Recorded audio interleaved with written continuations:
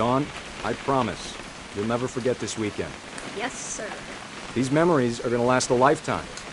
Am I gonna have to shoot anything? It's a hunting trip, Dawn. Shooting is strongly encouraged.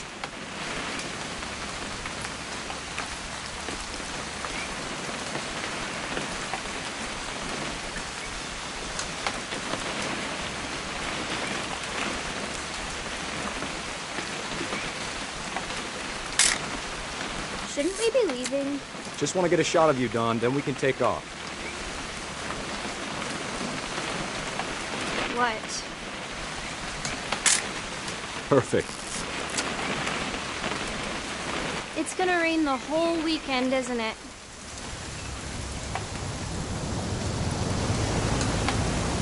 I will never forget this weekend, Dad. That's the spirit. Okay, got it. I'm gonna take some pictures, okay? Just be careful. That camera's older than you are.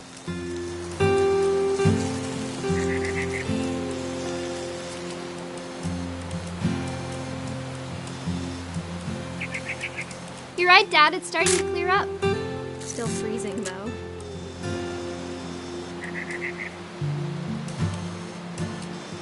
Definitely should not have drunk all that coffee.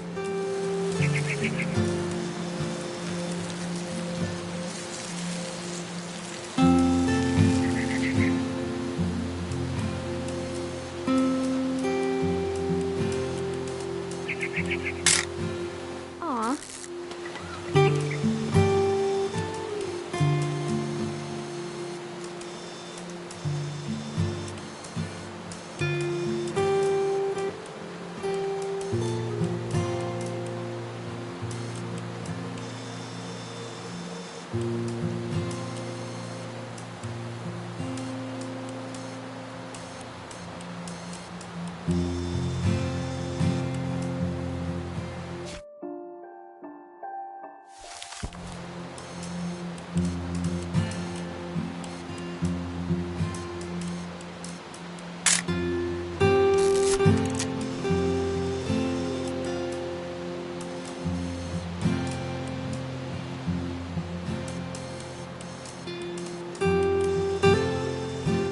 Nothing quite like being outside.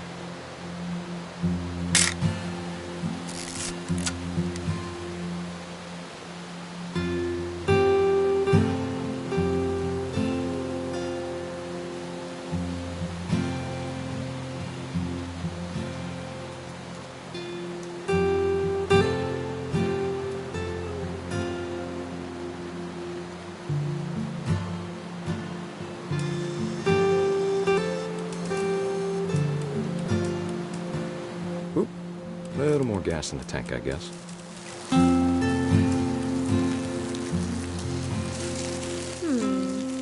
Hold still while I take a picture. Hey! That's a keeper. I'm just saying, I'm not always gonna be here, Dawn. You'll need to remember this stuff, if you want to survive. I'll be fine, Dad. You know who else thought he was gonna be fine? Some guy who died. Dawn, I'm being serious. I know, Dad. You're always serious. Doesn't being out here make you want to chill out? Well, to tell you the truth, I haven't been out here in 20 years.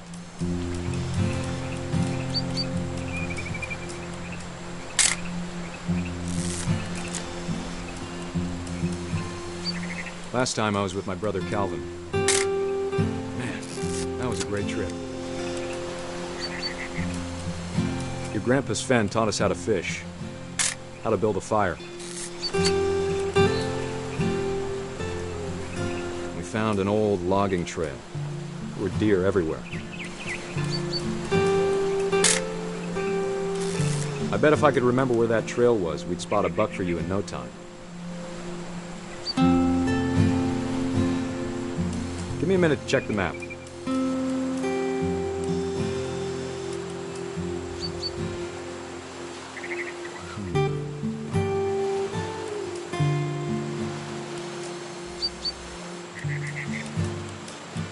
Let's see.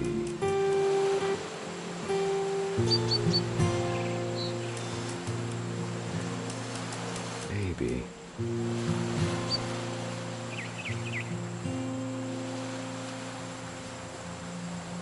Or was it?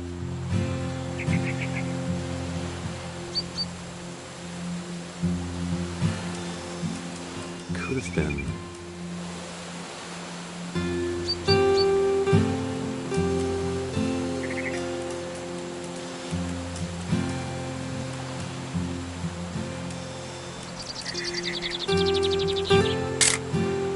Don, don't you think you could find something more interesting to photograph?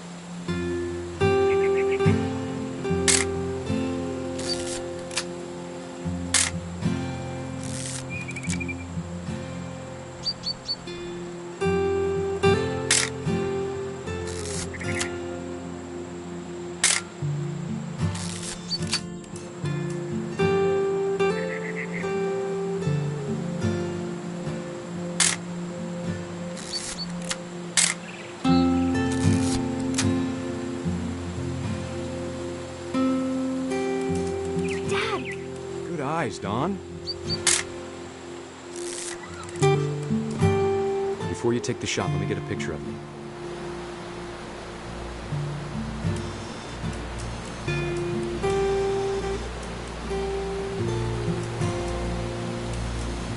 Dad, I...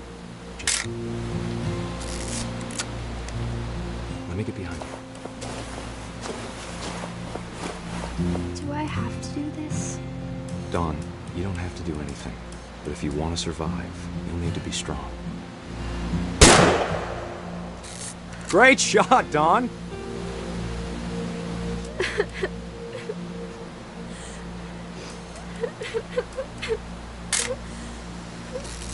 I'm proud of you, Dawn. Always remember that, okay?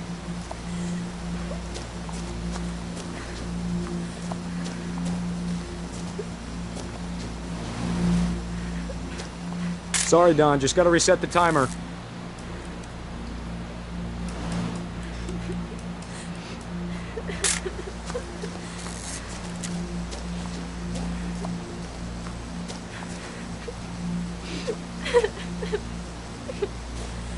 Dad, it's twitching. I think That's it's totally so... normal, Dawn. Just focus on the camera. Try not to think about... Dad!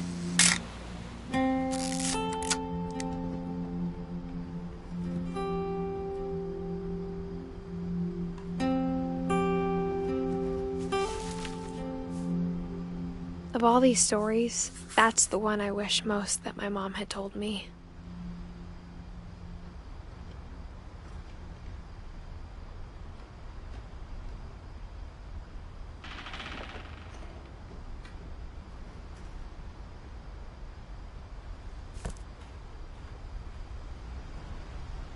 Sam spent his life shooting photos, but Mom said he got nervous being in front of the camera. I guess we're all afraid of something.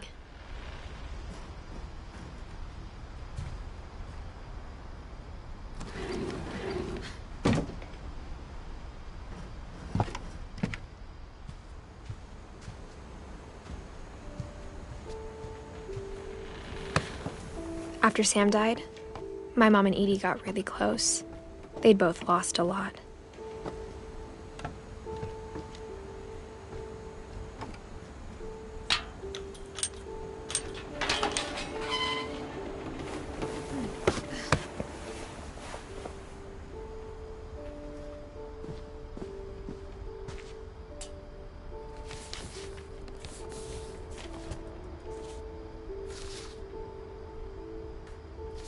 Dear Kay, do you remember the way Gregory used to laugh when he thought he was alone? Like something funny was happening, but only he could see it.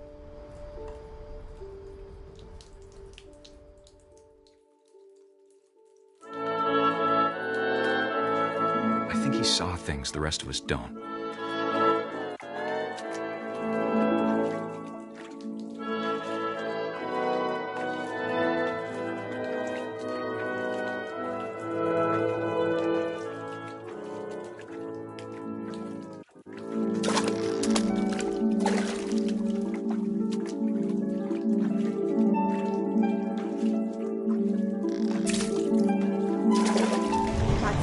Gregory, it's time to... Hold on, sweetie. Hello? Sam, I told you I don't want to talk right now. I wonder what he saw. What his world was like.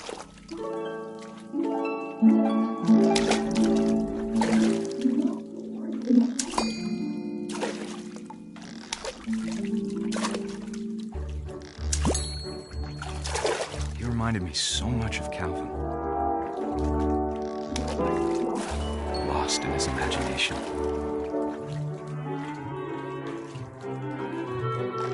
Whatever it was, he saw.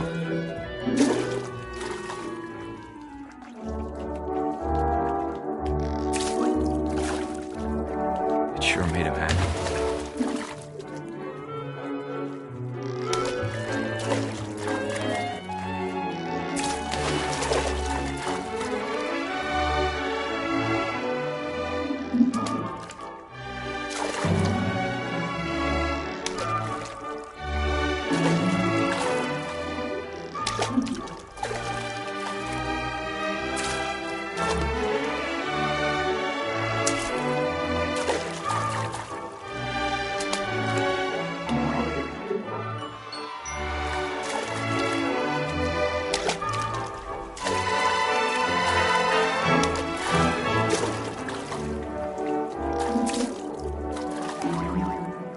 I know how silly it sounds.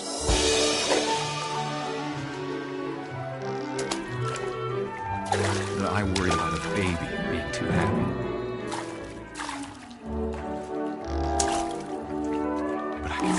slipping away.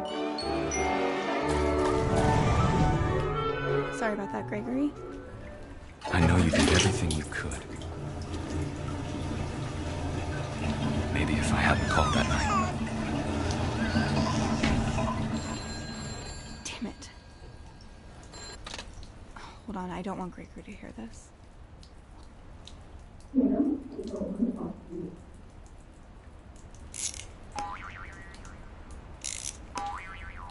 I wish he could have told us about the world he saw.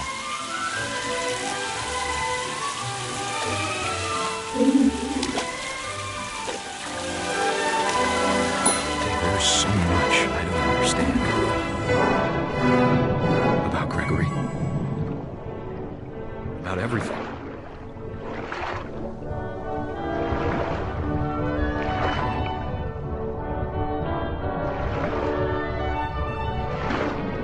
But I know what happened wasn't your fault.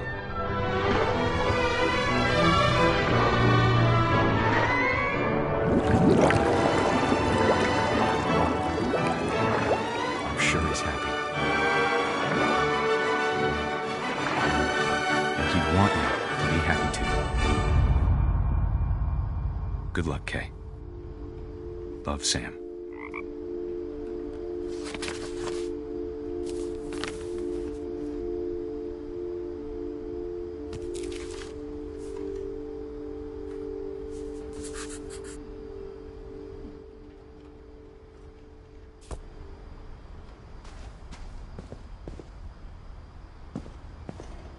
I can't imagine my mom ever writing poetry, and yet... A poem for Gus, who always said the wedding was a bad idea. Our father never hit us kids, at least not very hard, before the day my brother said with teenage disregard that he'd be dead before he'd see a wedding in our yard.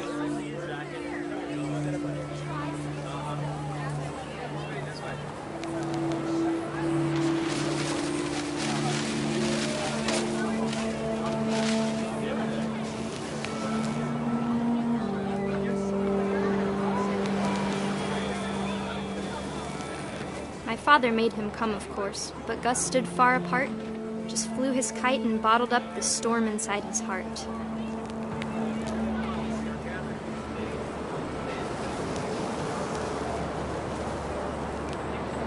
I tried to talk him out of it, but though he'd never met her, "We don't need a stepmom," were the words that I now pronounce you husband and wife. You may kiss the bride.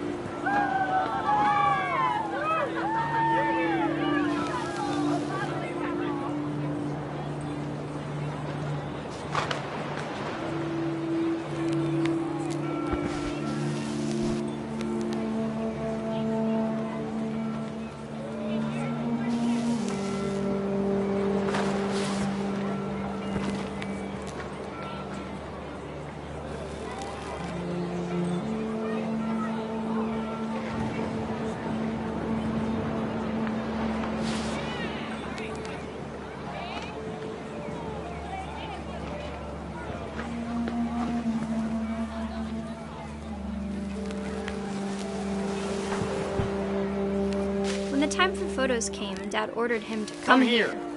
But Gus declined, and as a sign held up his middle finger.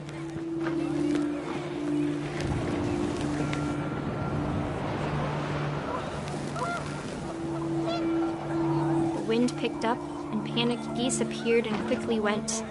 But all the humans did that day was go inside the tent.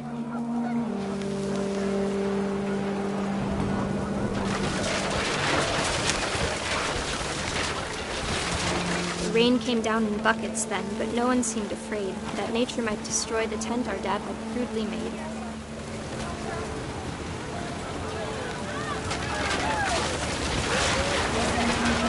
The thunder sounded much too close and full of angry power. But all my father said to this was, "Make the music louder."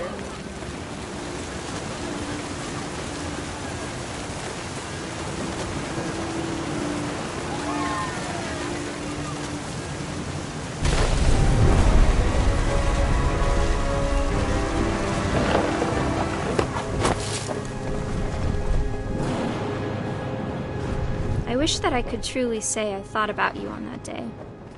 Out there on the beach alone, just you, the wind, the sea, and foam. But I didn't, until we found you.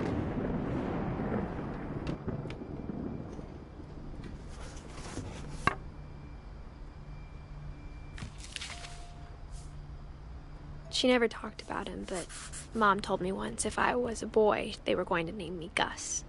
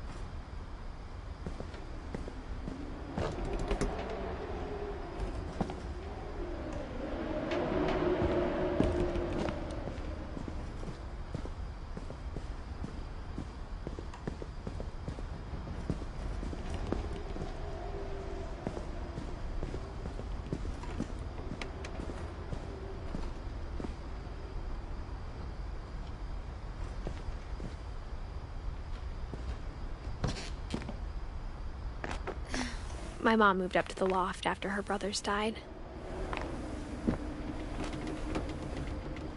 At the time, it was as far away as she could get.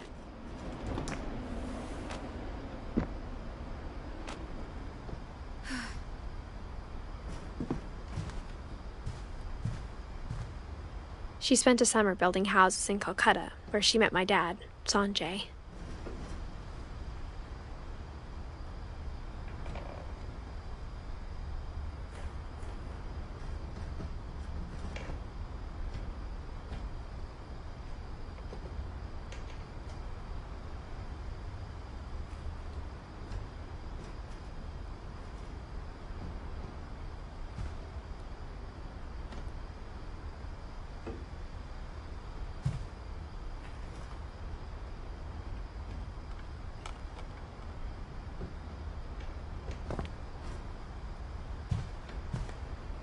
Religion was another thing my mom never talked about, but I think it helped her a lot after her dad died.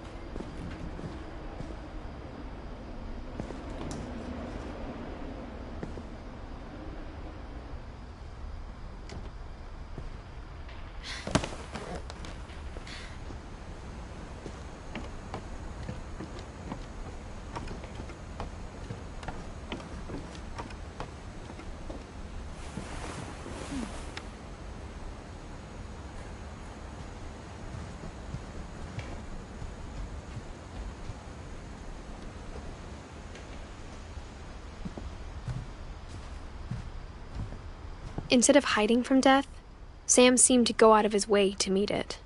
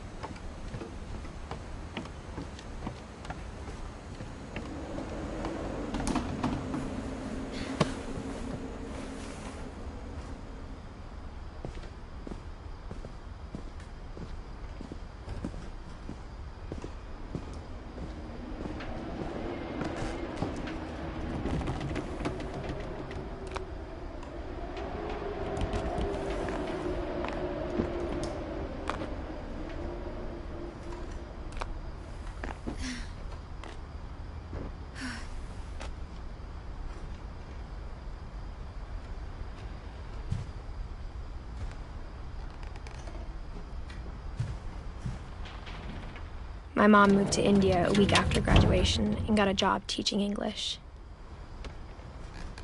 Louis was born a year later.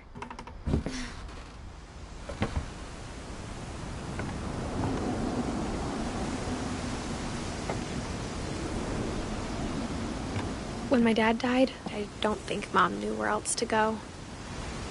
I'm sure Edie was happy to have her back.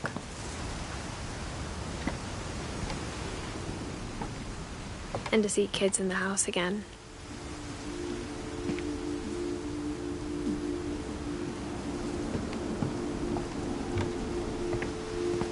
The house had to get a little bigger, but Edie was used to that.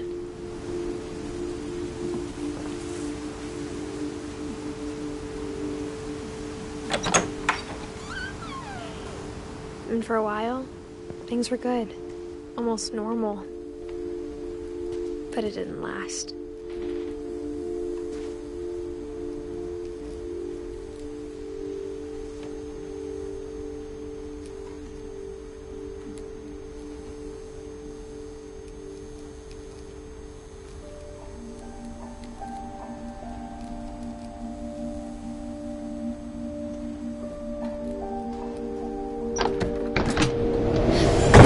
The beginning of the end was Milton's 10th birthday, when Edie gave him a castle.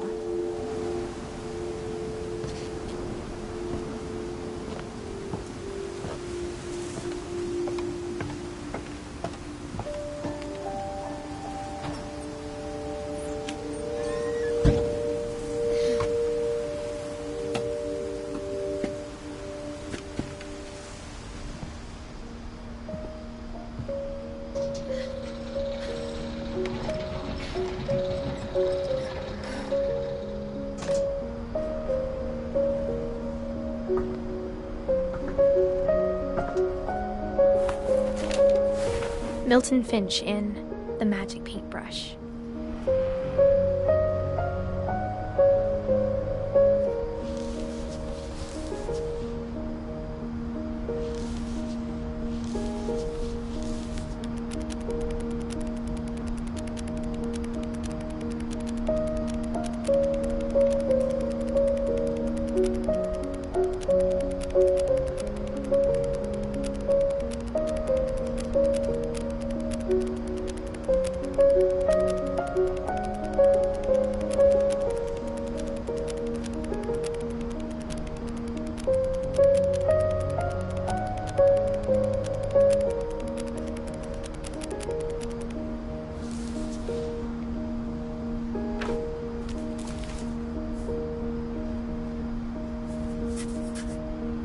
I was 4 when Milton disappeared.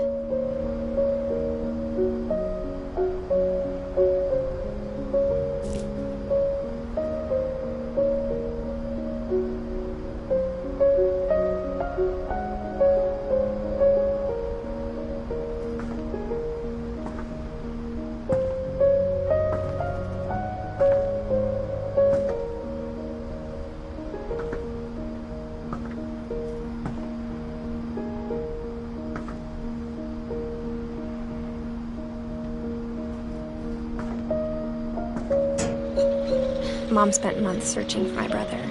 Then she sealed the doors.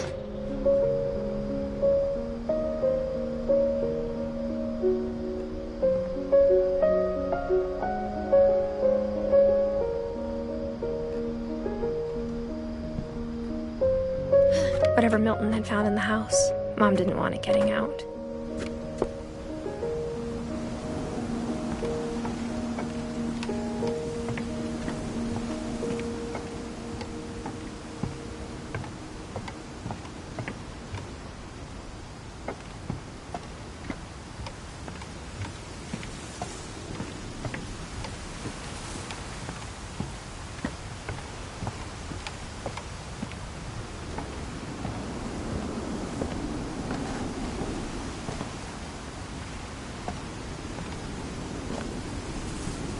Mom definitely blamed Edie, but I think Louis blamed himself.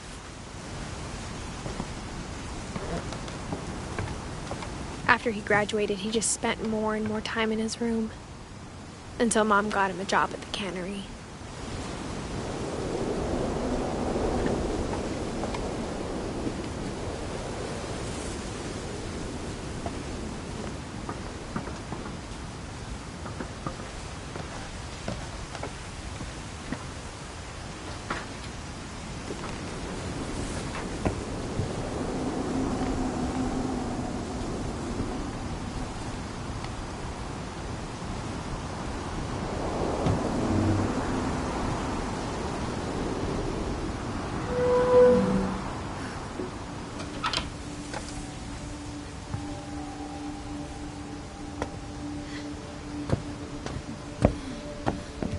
Lewis's room smelled very, very familiar.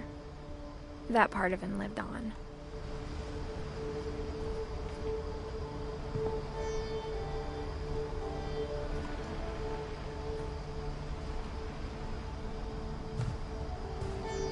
Lewis and I spent a lot of time playing games together, but he was surprisingly bad at them. He died a lot.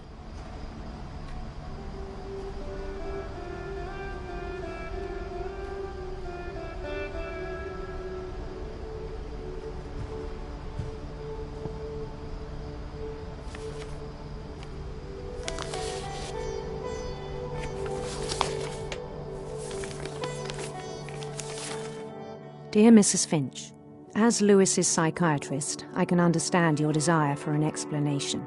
As I see it, the trouble began in January, shortly after we convinced your son to seek treatment for substance abuse. Newly sober, I believe Lewis first noticed the monotony of his daily life.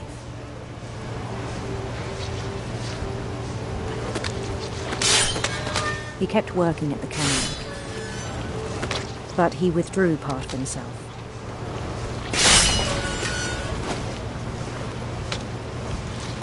In our sessions, I saw the same behavior. His mind began to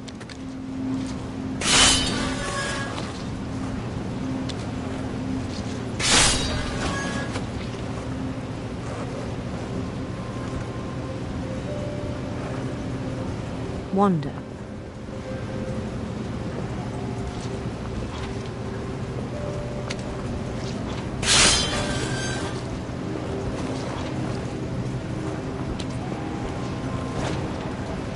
I asked him to describe it. He said he started small, imagining a labyrinth. He'd feel his way about. Then something moved. Bats. And toads.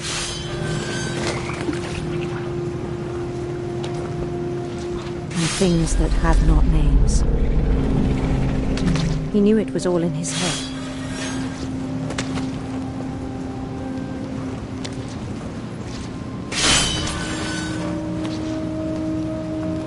But he took it very seriously.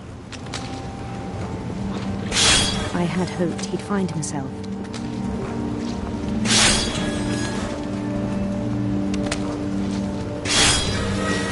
But he found something more. I worried about him then. Daydreaming at the cannery. I spoke with his boss. But he said Lewis had become a model employee. Methodical, tireless, focused. Like a whole new Lewis. So I let him go on.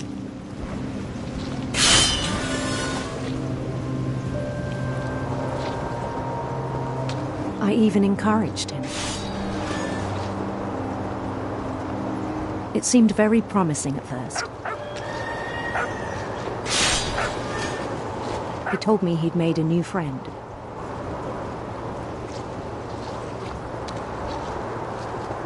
On the edge of a city he named Lewis Topia.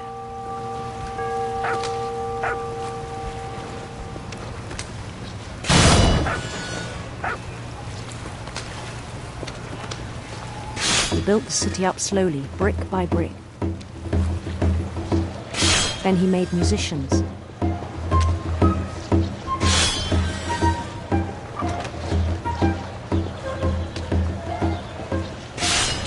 And songs for them to play.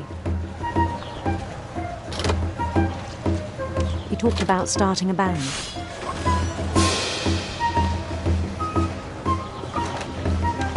And he was always humming something. Every day his imagination grew stronger.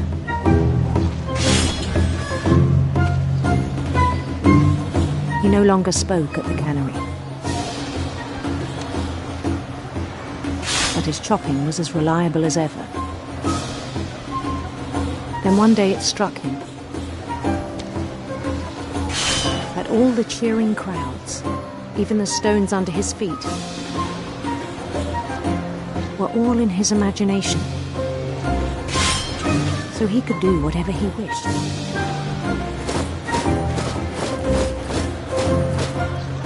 He held an election for mayor. And he won. They begged him to stay, but his mind was already wandering.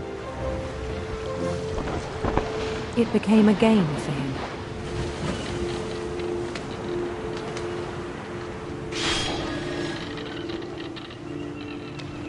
He'd conquer a city, then immediately push on. New Louisville.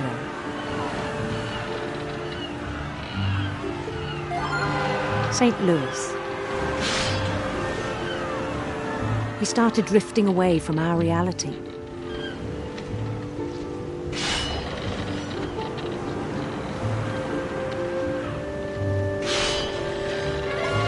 Minneapolis, until one day he forgot to go home from the cannery. Even as his mother pleaded with him, part of Louis kept sailing on.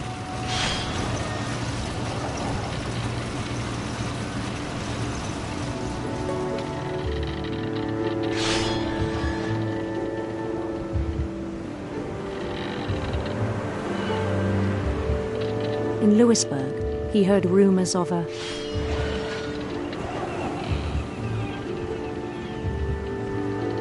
handsome queen.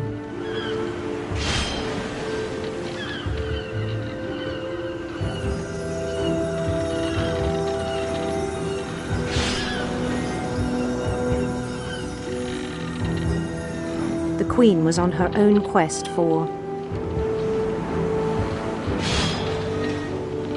radiant rainbows.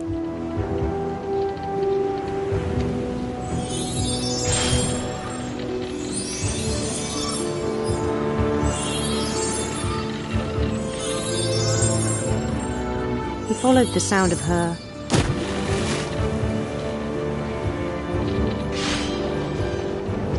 electric sitar.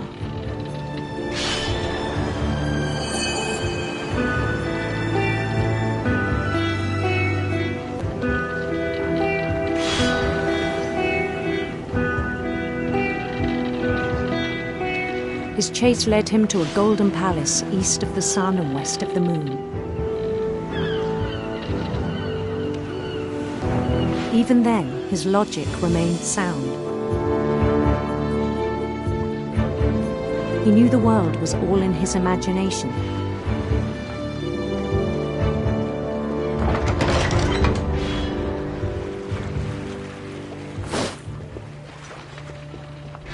But he was so proud of having created it. In his own eyes, he'd become something greater than a king.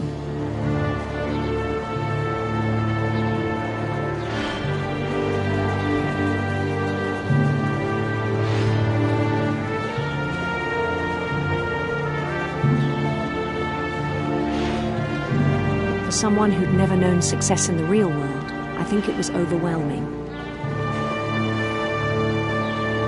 And then it struck him that the real Louis was not the one chopping salmon, but the one climbing the steps of a golden palace.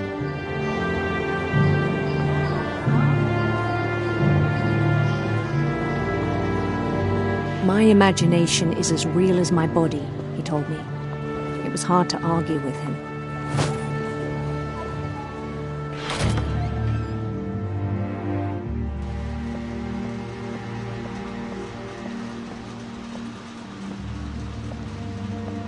Began to forget the world we know.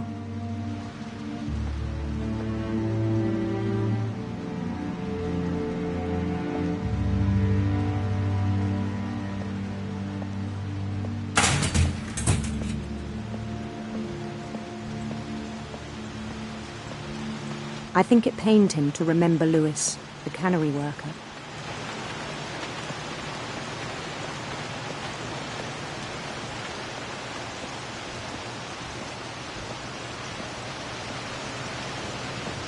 He began to despise the man with a royal contempt.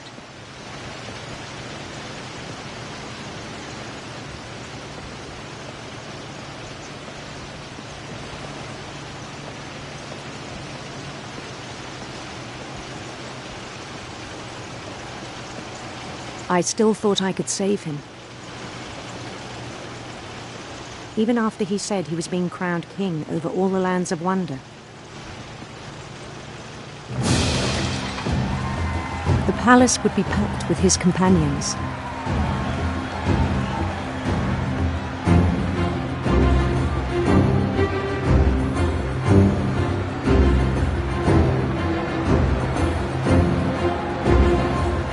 Including the wise Calico who'd insisted on inviting him.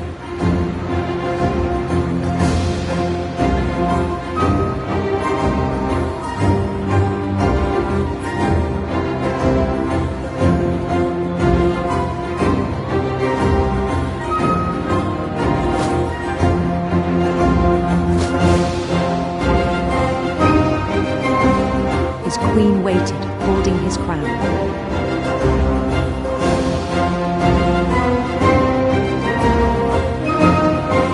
There was only one thing left to do.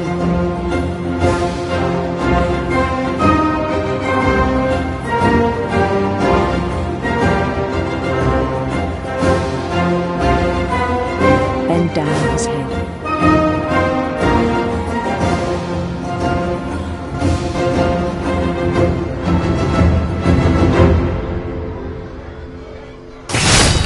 And the rest I think you know.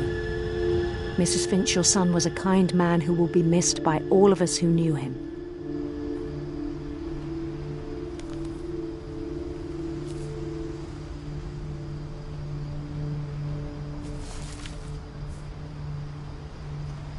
My brother was really cool.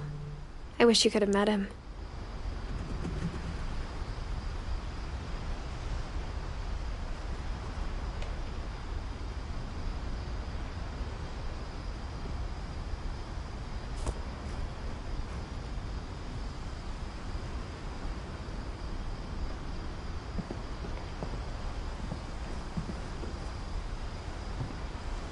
He was so proud of being Indian.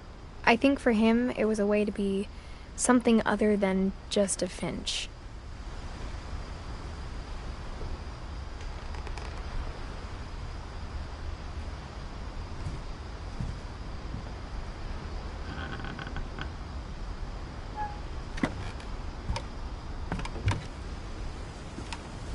On the way back from Lewis's funeral, my mom told me to start packing. She waited until the day before we left to tell Edie. I'm not sure if she wanted to make it easier or harder.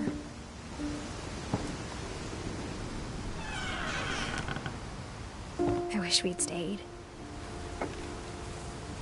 But I understand why we left.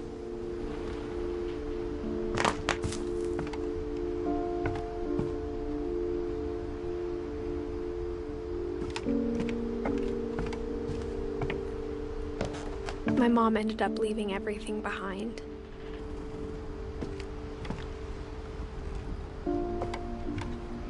What happened that night had been coming for a long time. Maybe it should have come sooner.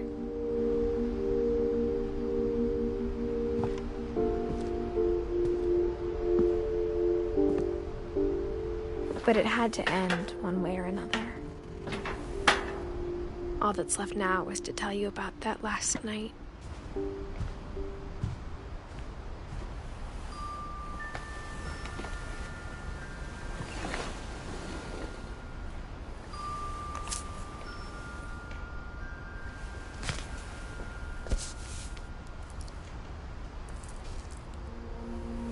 That whole last day, Edie just watched us pack and didn't say a word. Until supper, when she raised her glass and said, "To our final night together, and all our final nights apart." Grandma, you know what I said about alcohol. Some of your medications are very Edith, specific. I left a present for you in the hallway. Why don't you go open it? The grown-ups have to argue now. I'm sorry, you're right. We're all leaving tomorrow. Let's just enjoy our last... I'm not leaving. Edith, you're excused.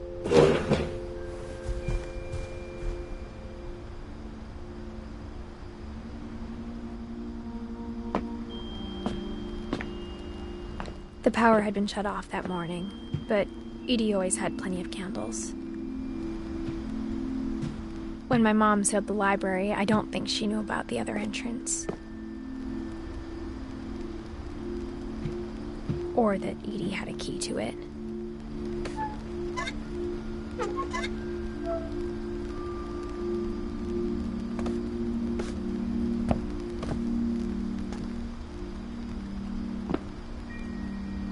That thing you're afraid of isn't going to end when you leave the house.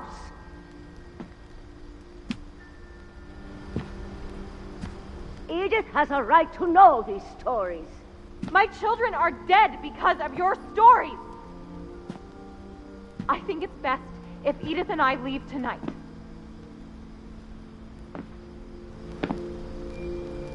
We'll have the nursing home send a van for you in the morning, okay?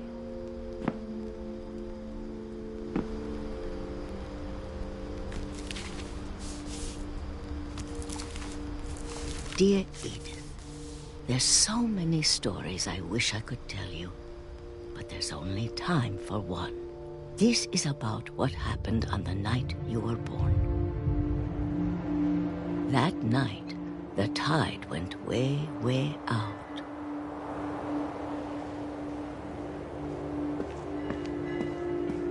It was the first and last time I ever saw the old house aground. There'd been an earthquake out in the middle of the ocean. They called it the lowest tide in 1,000 years. God, it smelled awful. You know, I've seen that house every day of my life.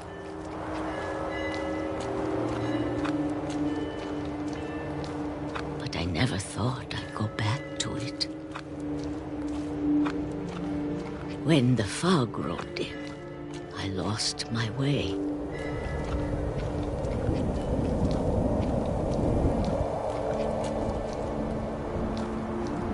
I got turned around.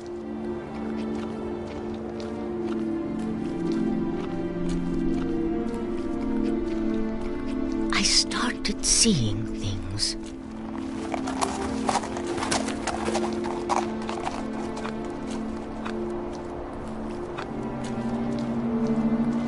Things I'd forgotten had ever existed.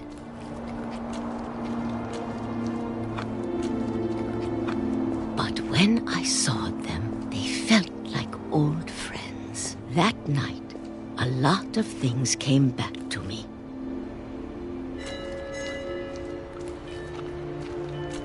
Or maybe I came back to them.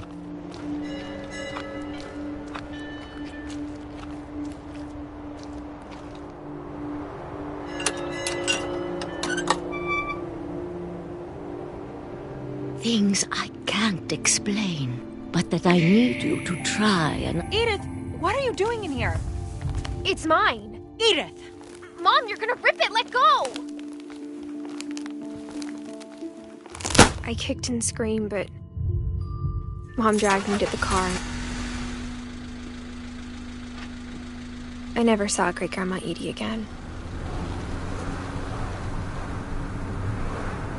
The next morning, the van came to pick her up, but she was already gone. After that, we moved around a lot.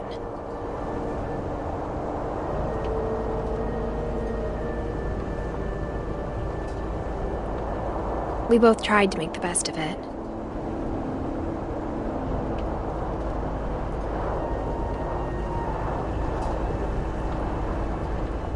A few years went by.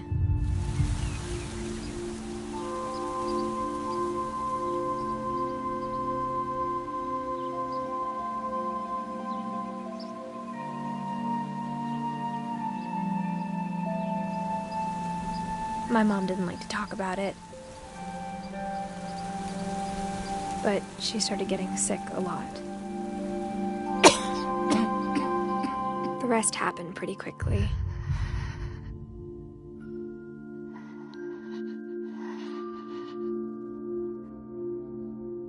She got better for a while, and then she didn't.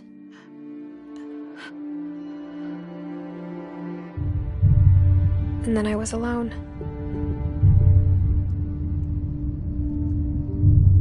The last Finch left alive.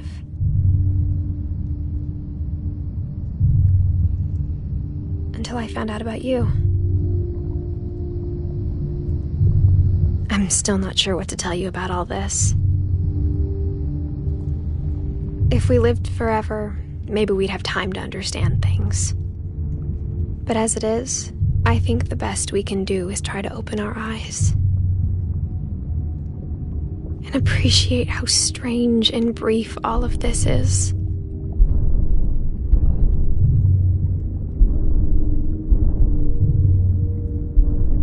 This journal was supposed to be for you. But now I hope you'll never see it. I just want to meet you and tell you all these stories myself. But I guess if you're reading this now, things didn't work out that way.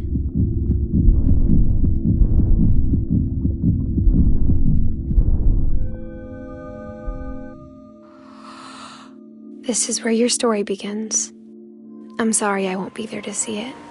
It's a lot to ask, but I don't want you to be sad that I'm gone. I want you to be amazed that any of us ever had a chance to be here at all. Good luck.